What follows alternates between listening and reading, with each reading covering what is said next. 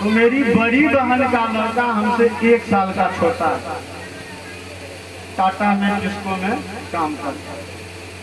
काम के दौरान ही पढ़ाई भी कर रहा था, बीए की परीक्षा देने के लिए आया। सब लोग ध्यान से सुनिए, बहुत ही और पूर्णतः सत्य घटना है। मेरे परिवार में मेरा भांजा अभी भी है, टाटा में काम करता है। आशीर्वाद का और विश्वास का क्या फल मिलता है, इससे बड़ा उदाहरण और कोई होगा कि किताब में लिखा हुआ है क्या है, लेकिन प्रत्यक्ष परीक्षा देने के लिए आया। तृतीय वर्ष की परीक्षा थी, अंग्रेजी में first part, second part, third part बोलते हैं। तृतीय वर्ष की परीक्षा थी, 5 दिनों की परीक्षा होती है। प्रतिदिन परीक्षा द्वितीय पाली में, मैंने मैथिली में दोपहरिया के बाद होती थी। परीक्षा देने प्रतिदिन जाता था। पटना लॉ कॉलेज में सेंटर था। परीक्षा देने अपना 2 बजे से है, 1-1:30 के बीच में पहुंच जाता था। और हम लोगों की अब बुराई कहिए जो कहिए, परंपरा परिवार में कि हमारे पिताजी भी पान खाते थे, माता जी भी खाती थी, नतीजा हुआ हमको बीमारी है। तो अपना परीक्षा देने गया, वहाँ साइकिल लगा दिया, पान के दुकान से पान खा लिया, उसको बड़ा देर चबा हुआ के फिर परीक्षा जाने से पहले अपना उला करके जाता था। 4 दिनों की परीक्षा दे, 5वां दिन जब परीक्षा देने के लिए गया, साइकिल लगाया, पान के दुकान के समीप गया। जैसे ही पान का दुकानदार देखा, बोला आप अभी आया है? अभी बोला क्या हुआ? देखता है पूरा सन्नाटा है। बोला कि जो और लड़का तो कहाँ आया है? पान वाला बोला कि आज तो पहले ही सीटिंग में परीक्षा था, 10 बजे से था, आपका तो छूट गया।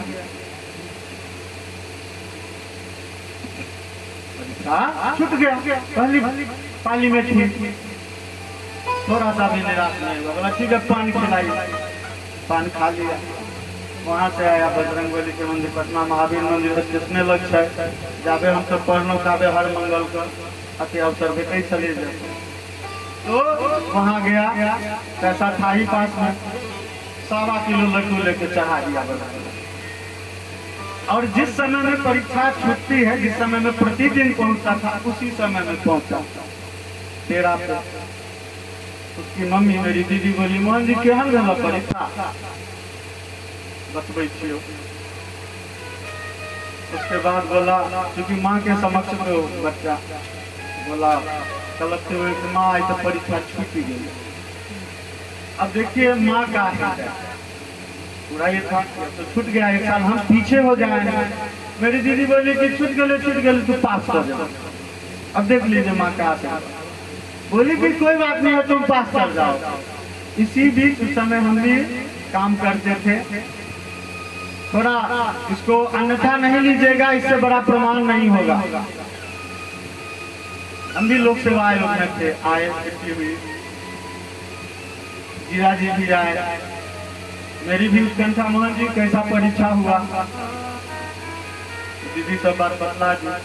थोड़ी देर बाद जीरा जी आए, बेटा का परीक्षा है तो कोई बात पूछेगा, ओ कैसा हुआ परीक्षा? अब पप्पा के डरे वो बता नहीं रहा है। सीधे दीदी आ गई इधर से, परीक्षा तो छूट गए लेकिन पास कर देते, इसी लहजा। अब वो गुस्सा हो गए, जब मूर्ख परीक्षा देवे निकल के पास कहाँ से कर देते। अब हो गया, उससे अपना विवेचना हुआ। बेटा को 1000 बात बोले कि कैसा विद्यार्थी है जिसको परीक्षा के समय का भी नहीं ख्याल है, क्या तुम लोग करोगे? जो होता है हम लोग कहते हैं गार्जियन, यहाँ तक की बात नहीं, वो जिसको गया काम करने के लिए। अब रिजल्ट आ गया, हम लोग को जान नहीं, परीक्षा नहीं दिया।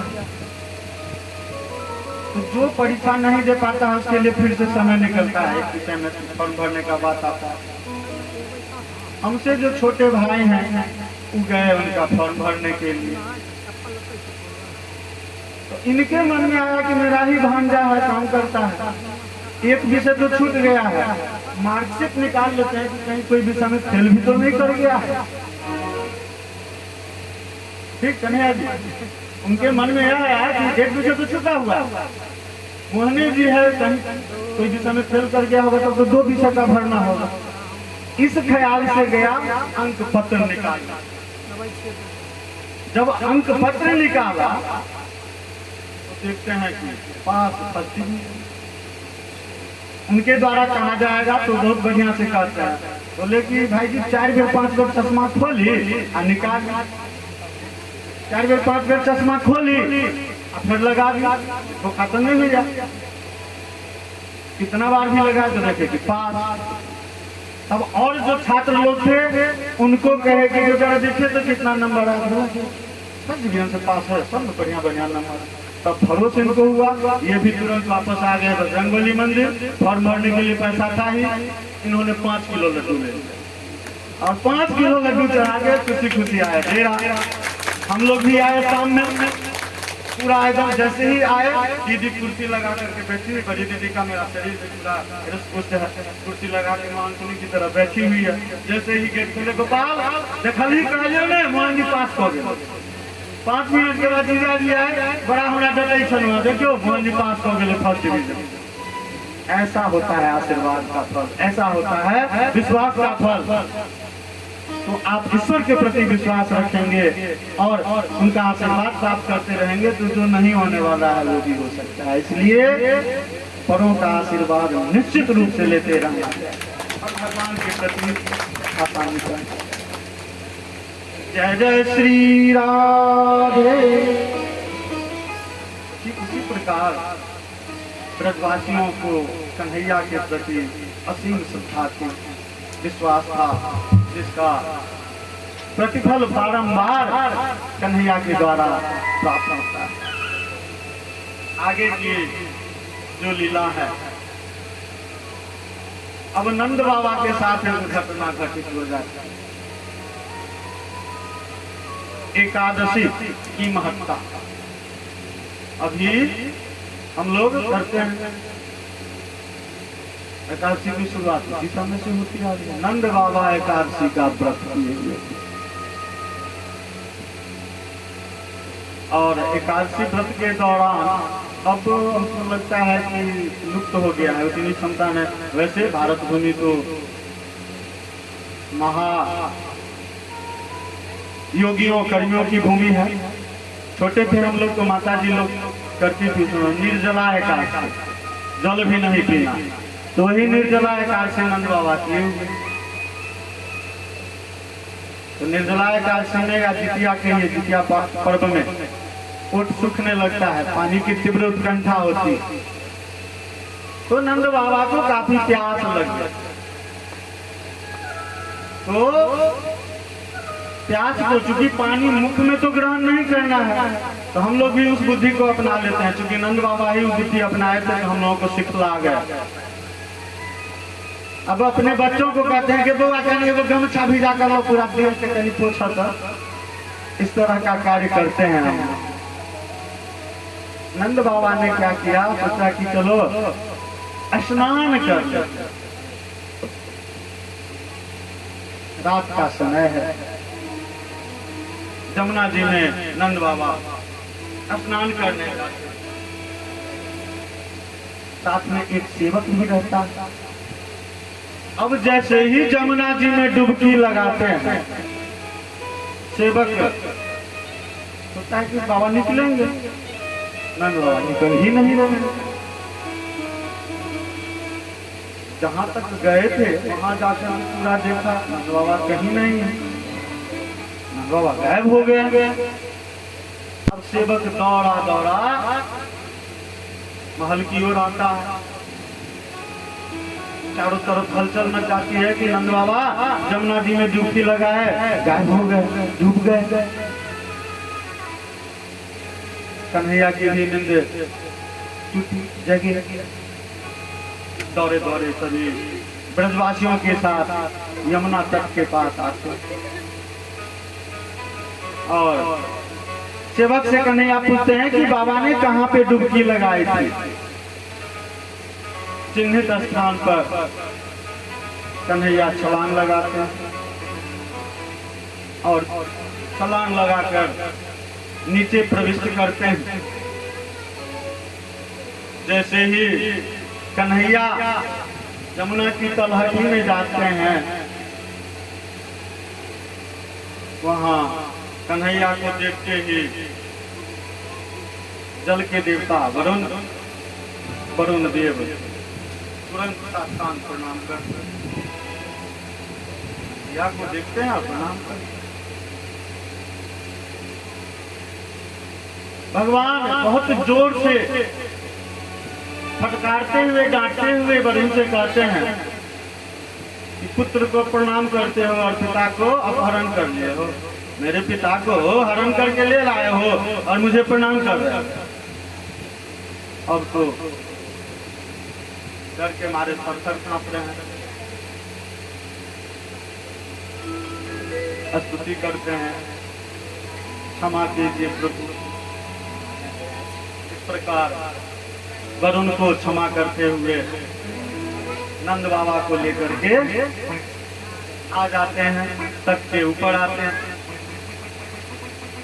अब जैसे ही नंद बाबा ऊपर आते हैं, क्योंकि सबकी तो व्याकुलता है, नंद बाबा को गायब कर दिया गया, डूब गए, तब व्याकुल है। जैसे ही नंद बाबा ऊपर आते हैं कन्हैया के पास, नंद बाबा सारी बात बता देते हैं कि अरे हमको तो ले गया। जैसे ही कन्हैया गया, कन्हैया को सब प्रणाम करने लगा, कन्हैया ने डांट लगाई, डांट लगाने के बाद सब स्तुति किया है कन्हैया को। अब सबको विश्वास हो जाता है कि साक्षात कन्हैया भगवान ही है। जब नंद बाबा कह रहे हैं तो निश्चित रूप से यह कान्हा नहीं है, यह भगवान ही है। अब इस अपहरण वाली घटना से सीख मिली कि सबका निर्धारित समय है, समय के अनुकूल कार्य होना चाहिए। रात्रि काल में नदियों को भी विश्राम की आवश्यकता होती है, तो कम से कम पिछले 11 बजे के बाद 11 से 3 तक निषेध रखा गया। कम से कम उतने समय के लिए उनको शांत रहने दीजिए, स्थिर रहने दीजिए। यही कारण है कि हम लोग उसका अनुपालन करते हैं। अब दूसरी जो लीला होती है कन्हैया की, नंद बाबा के द्वारा सबको सारी जानकारी दी जाती है। तत्क्षण तो सभी घर चले जाते हैं। प्रातः काल अपने ग्वाल वालों के साथ गाय बछड़ों को लेकर के कन्हैया जब निकलते हैं गोचारण को, तो जितने उनके इष्ट मित्र हैं सब जिद करने लगता है, कन्हैया बाबा ने कहा है तुम भगवान हो, हम लोगों को भी अपना वास्तविक रूप दिखलाओ। बार बार कहते हैं कि नहीं ऐसा कुछ नहीं है, बाबा ने वैसे ही कह दिया, तुम लोग विश्वास कर गए हो, ऐसी बात नहीं। लेकिन सबके द्वारा जब बहुत आग्रह किया जाता है, भगवान उन सभी की इच्छा तो पूरी करनी ही है, लेकिन प्रतीक्षा इन सभी घटनाओं से यह भी हुआ, चर्चा किए थे कि माला धारण किए 6 महीना तक नहीं हुआ, कौन भगवान सती कुछ नहीं हुए। प्रतीक्षा नहीं कीजिएगा तब कहाँ से होगा। धैर्य विश्वास के साथ भजन कीजिए, निश्चित रूप से प्रतिफल की प्राप्ति हो। तो इसी प्रकार भगवान ने प्रतीक्षा करवाया और सबों के आग्रह पर कहते हैं कि ठीक है, अब तुम लोगों की इच्छा है मेरा वास्तविक स्वरूप देखने की, तो ऐसा करो, चलो मेरा स्वरूप देखने के लिए कोई बढ़िया जगह चाहिए ना। सबको साथ लेकर के ब्रह्मकुंड के समीप आते हैं। ब्रह्मकुंड के समीप आते हैं और सबसे कहते हैं कि सबको इसमें कूद जाता। अब सब मित्र कहता है कि हम लोगों ने आग्रह किया है तुम्हारा स्वरूप देखने का, तुम कह रहे हो कि छलांग मारो डूबने को, कैसा स्वरूप देखेंगे। तो भगवान कहते हैं, श्री कृष्ण कहते हैं कि छलांग लगाओ, मैं भी लगाता हूँ तुम लोगों के साथ। मैं जब लगाऊंगा तब तो कोई चिंता की बात नहीं है। सबसे पहले भगवान स्वयं छलांग लगाते हैं, साथ ही साथ सभी के सब ब्रह्मकुंड में छलांग लगाते हैं। और छलांग लगाने के बाद जब नीचे पहुंचते हैं तो कन्हैया को कोई नहीं देख रहा है, क्योंकि पहले कन्हैया लगाया था, उसके बाद सब लगाया। और वहां जाने पर देख रहा है कि बड़ा सा एक फाटक है। एक मेरे शिष्य हैं इसी गांव के, ओम प्रकाश जी, बहुत हृष्टपुष्ट हैं, तो उन्हीं के शरीर के आकृति का काउंसलर लोग रहता है द्वारपाल। तो वैसे द्वारपाल देखे, मुस्टंडों को देखा, अब सब डर गया। धीरे से पूछता है कि भाई मेरे कन्हैया को आप लोगों ने देखा है? जोर से डांट लगाया जाता है, शांत रहो नहीं तो सबको बंद कर देंगे। सब दुबक जाता है। अब सबकी नजरें ढूंढ रही है, कन्हैया कहाँ है, कन्हैया कहाँ। इसी बीच अचानक सबकी नजर सामने की ओर जाती है। चारों तरफ घुमा रहे हैं, सामने नहीं देखते हैं, सामने की ओर नजर गया। कन्हैया शेषनाग के ऊपर बैठा हुआ। शेषनाग अपने फन को फैलाए हुए हैं और उनके मस्तक पर कन्हैया बैठे हुए, और उनके समक्ष जितने देवता हैं सभी नतमस्तक हैं। ब्रह्मा जी भी हैं, शंकर भगवान भी हैं। जब ये दोनों हैं तो अन्य देवी देवताओं का रहना। सभी देवी देवता उनके समक्ष सिर झुकाए हुए। अब जैसे ही इस दृश्य को सभी ब्रजवासियों ने देखा, सबके सब डर गए। सबको काफी भय हो जाता है। देवताओं के द्वारा सिर झुका करके स्तुति की जा रही है। वह दृश्य ब्रजवासियों से सहन नहीं हुआ। तुरंत सबके सब आंख मूंद लेते हैं और मन ही मन कहते हैं कि कन्हैया जल्दी से ऊपर ले चलो, अब मुझे वैकुंठ का दर्शन नहीं करना है, तुम्हारे स्वरूप का दर्शन नहीं करना, हो गया, जल्दी निकाल। जैसे ही यह बात मन में सोचते हैं कि सभी ब्रजवासी अपने आप को यमुना तट पर ब्रह्मकुंड के ऊपर पाते। मन में आप इच्छा कीजिए कि भगवान ऐसा होना है, निश्चित भगवान पूरा करेंगे पूर्ण विश्वास के साथ, जैसा कि ब्रजवासियों को हुआ। मन ही मन प्रार्थना किए कि निकालो, नहीं अब रहना है यहाँ, आँख खोले निकल। और भगवान को सामने पाया। अब कन्हैया अपनी मधुर मुस्कान से पूछते हैं, कैसा लगा वैकुंठ, बताओ अनुभव।